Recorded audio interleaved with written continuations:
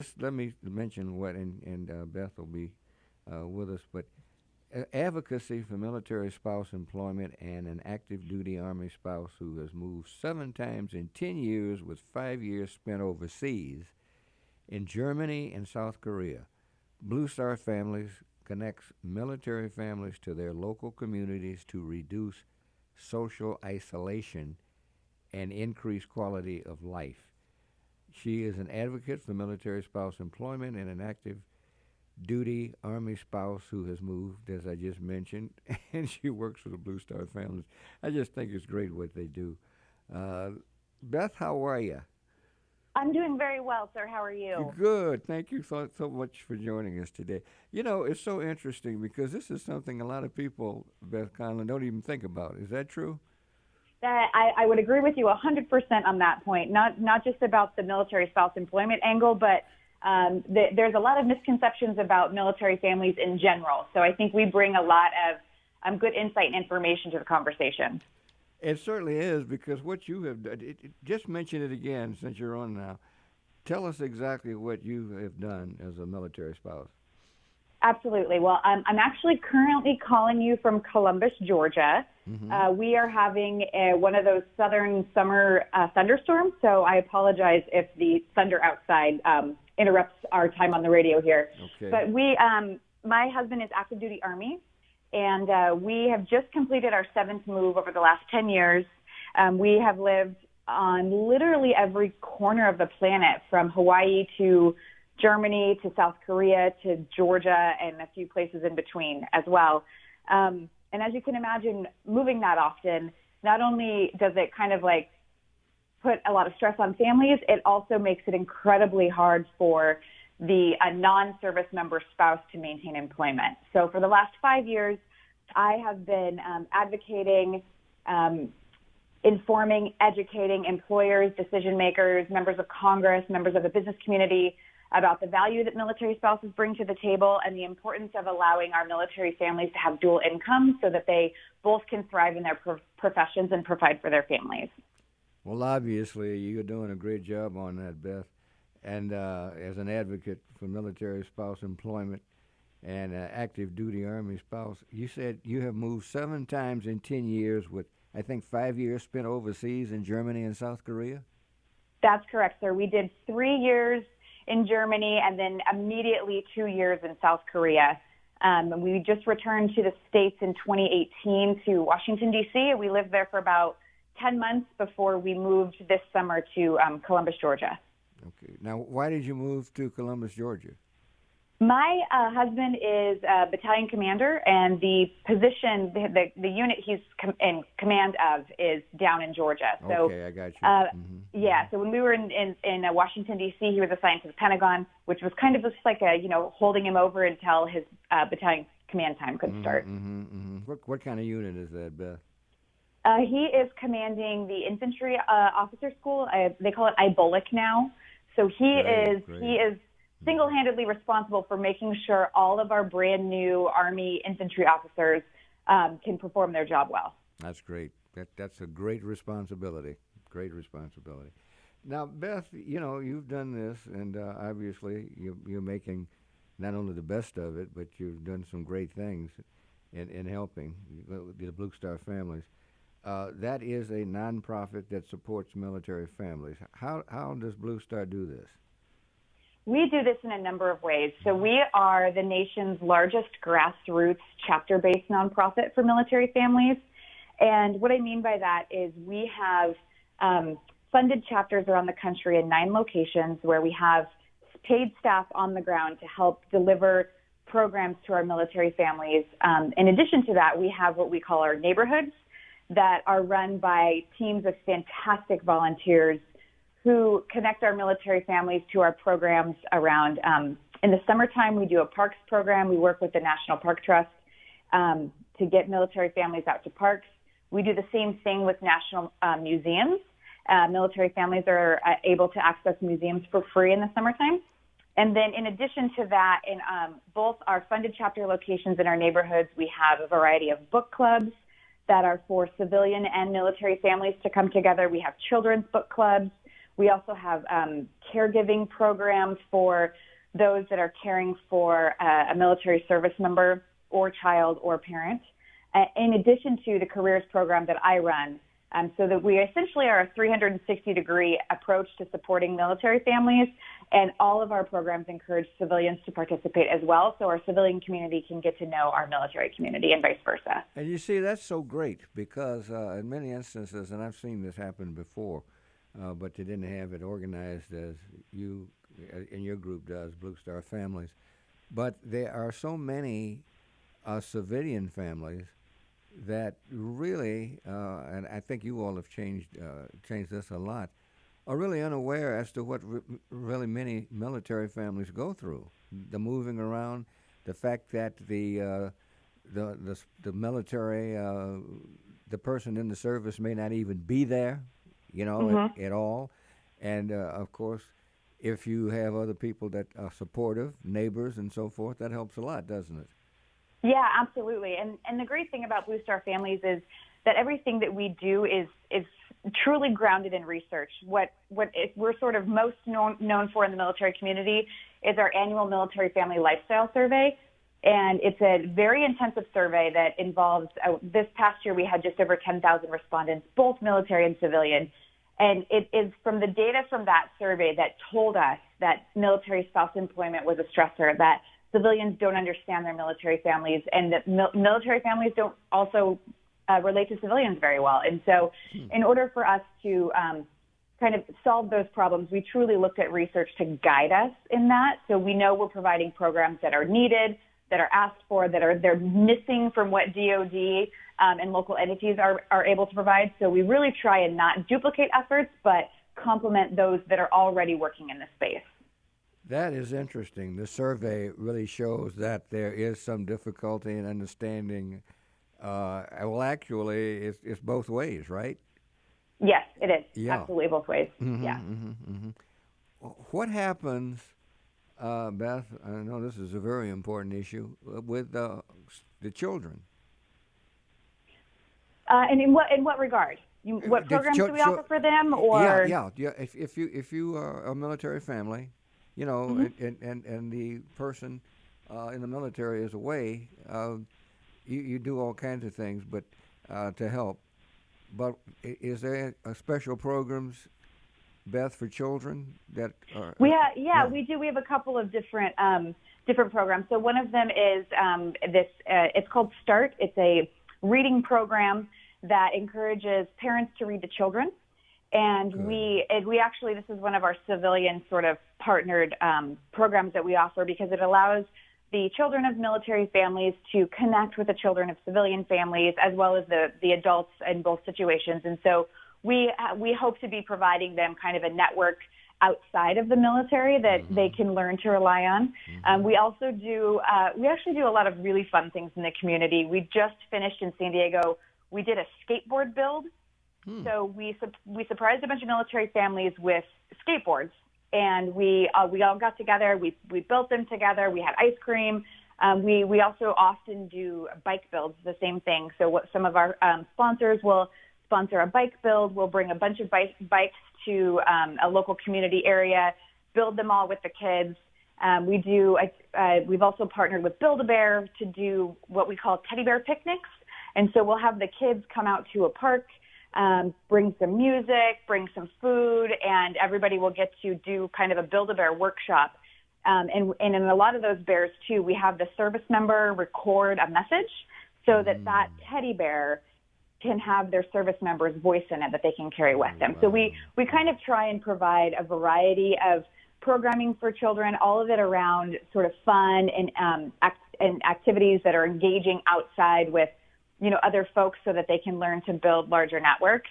And through that, we've definitely as we put these events on, they grow in popularity and they grow in success and they get larger and larger. So that's telling us that what we're doing with our families is resonating well. It's kind of providing them a little bit of relief, a little bit of, fun and connection out in their community. So we continue to take feedback from those activities and build on them every year. I think that is just great what you're doing, Beth, because when you think of these things that you're talking about, I think most folks wouldn't have an idea. You know, you're talking about the children of both get to know each other, Correct. both groups, which is great. We're talking about skateboard, bikes, Build-A-Bear, and service members sending a recording. That, that, Hmm. that, that's great, isn't it? It is. It is. Yeah. It is actually quite outstanding. And military children too, kind of by their nature, they're so resilient that they're kind of the perfect population to just sort of do a variety of different fun activities with, because they are interested in a lot of things, curious about a lot of things, willing to try anything. And so if we can just provide a little bit of fun for even a weekend over the summer during a deployment or before school starts, that's what we look to do.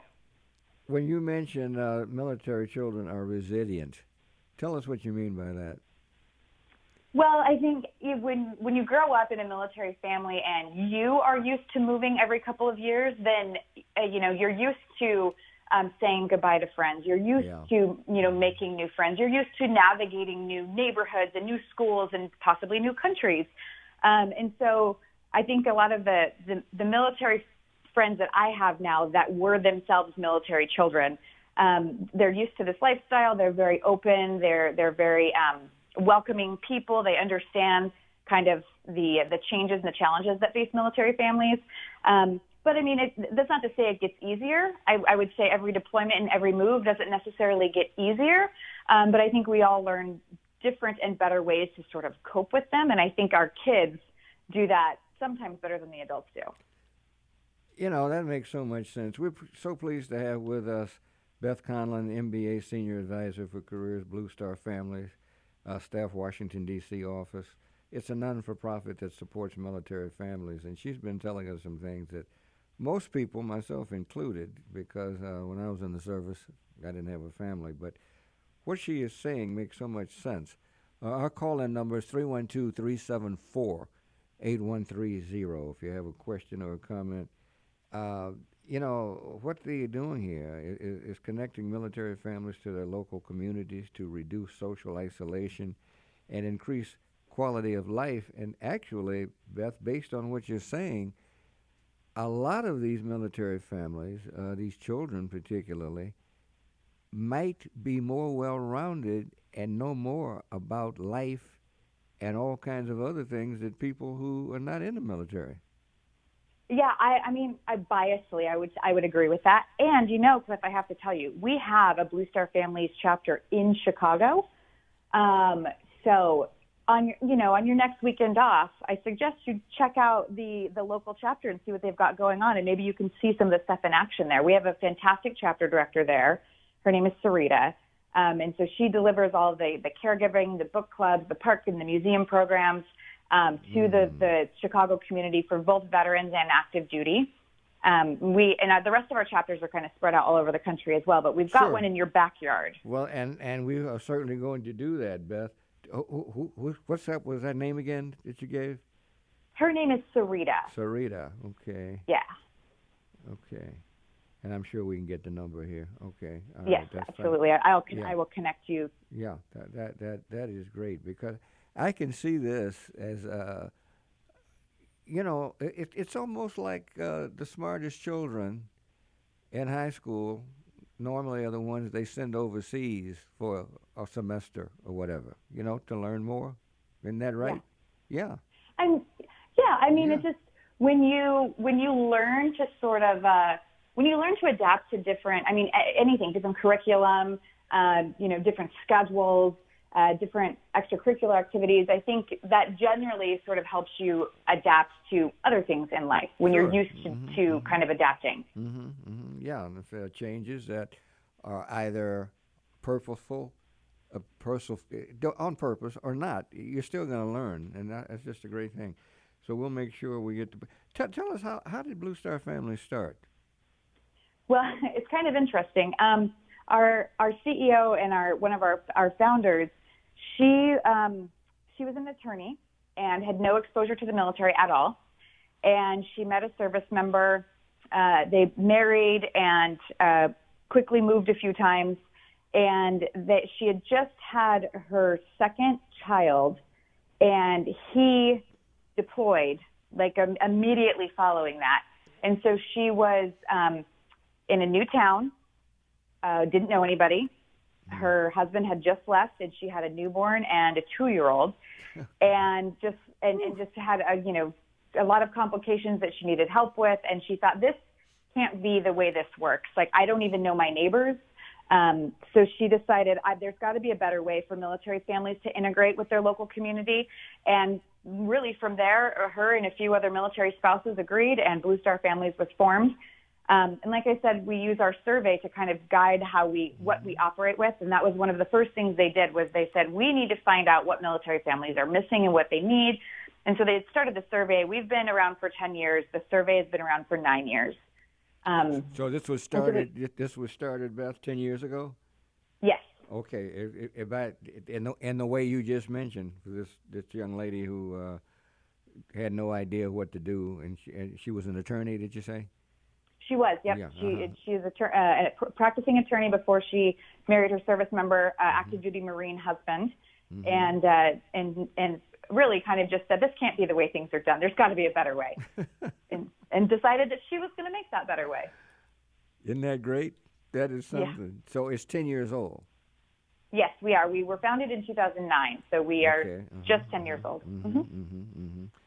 Well, I tell you, I know it's been great, because just to think about those of us, myself and others, of course, without families. But when you join when you're in the military and you move from place to place, you lose friends. You make friends, you lose friends. Hopefully, you know what I mean. But right. But that is easier, I would presume. I can't say for sure, because as I said, I don't have a family. But I would presume, Beth Conlin, that it is much more difficult to make those moves. Having to make new friends is different if you've got to leave your family in the process. That's a whole different issue, and that's why I think what Blue Star Families is doing is just something that's great. And I'm going to make sure that we certainly are able to find the group here, which will be no problem, obviously, here in Chicago. How many are there nationally? Do you know offhand?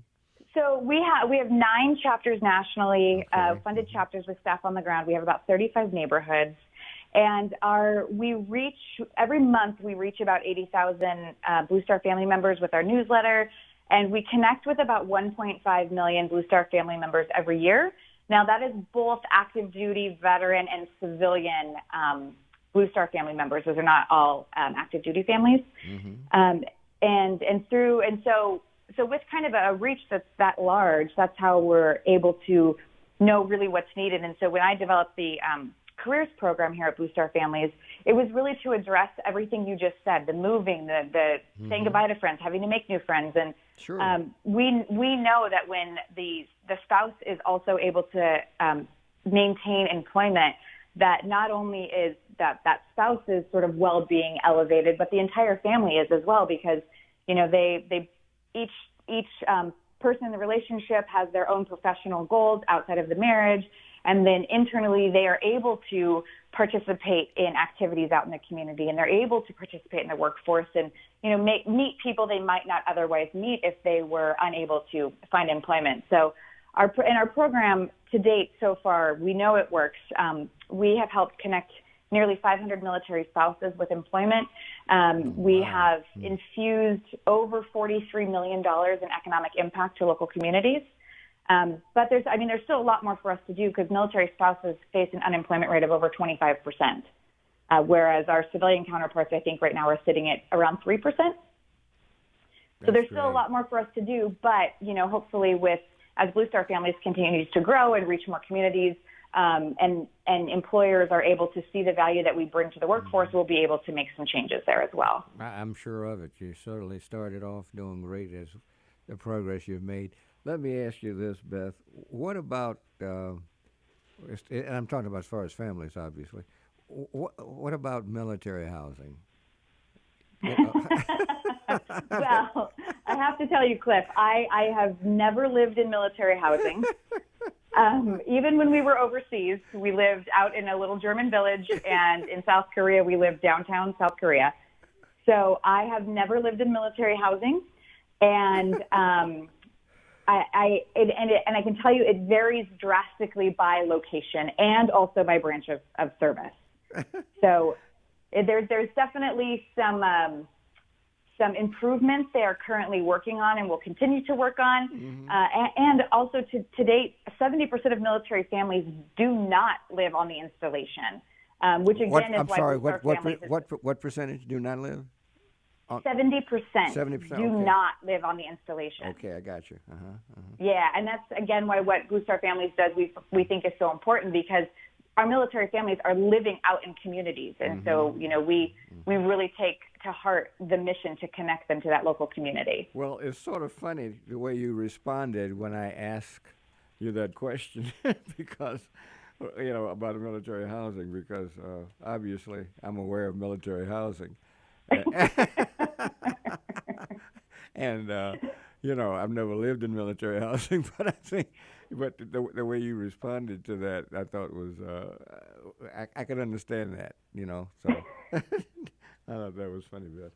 So anyway, this is just this group. It's what you folks are doing is just great, Blue Star Families, and there is, as he stated, a chapter here in Chicago, which we're going to be looking up to make sure. Can you give a number for our listeners? We don't.